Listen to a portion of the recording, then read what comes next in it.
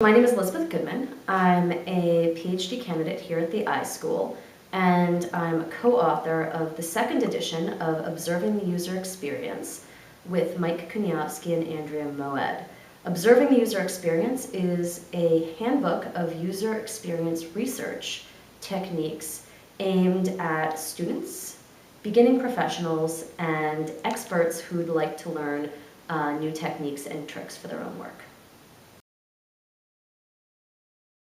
I first used the book myself as a professional for a series of focus groups that I did. And I was very stressed out because I'd never done focus groups before, and focus groups were absolutely the only technique that would solve the problem I had in the moment, and I had very little time. And I followed the book's instructions and it worked out.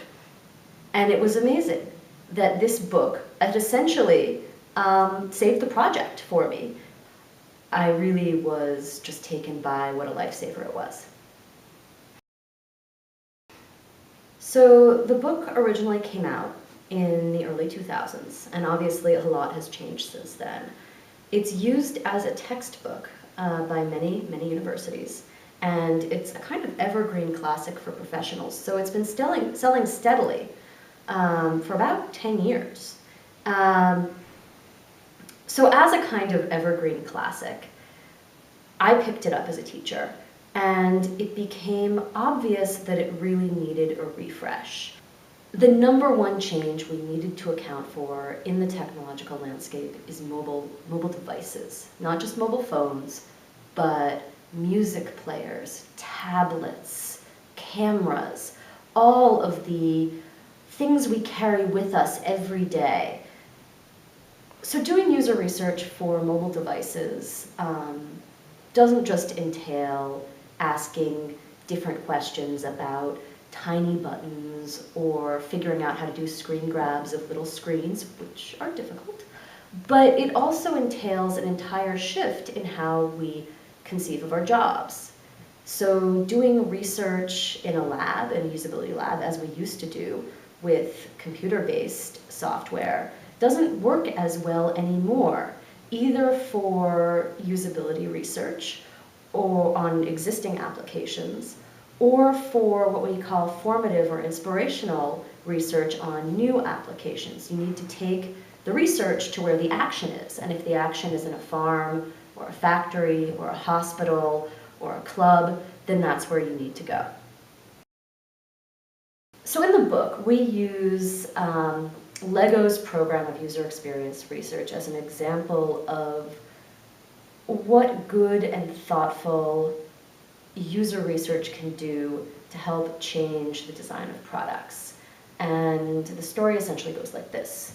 Lego was in a tight position in the 90s, and they, over the past 7 or 8 years, have completely turned the business around. The way they did this was through user research, in part.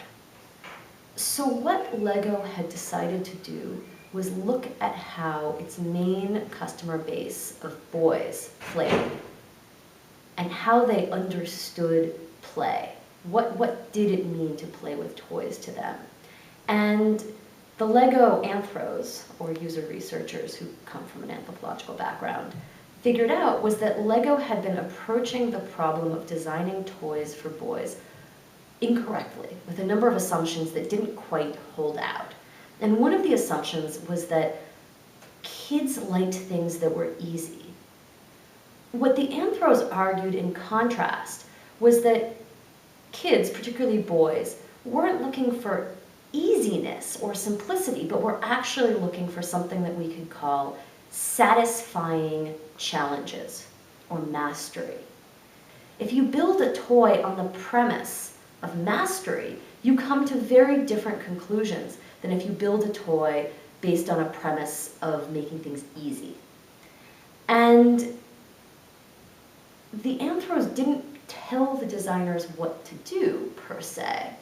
Instead, they provided this alternative conception of what play could mean to the life of a child. And That's a really great example of what good user research does.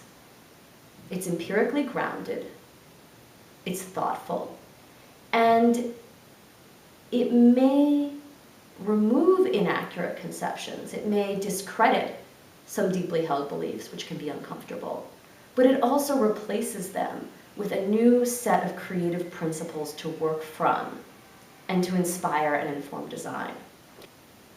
That's how LEGO managed to turn themselves around.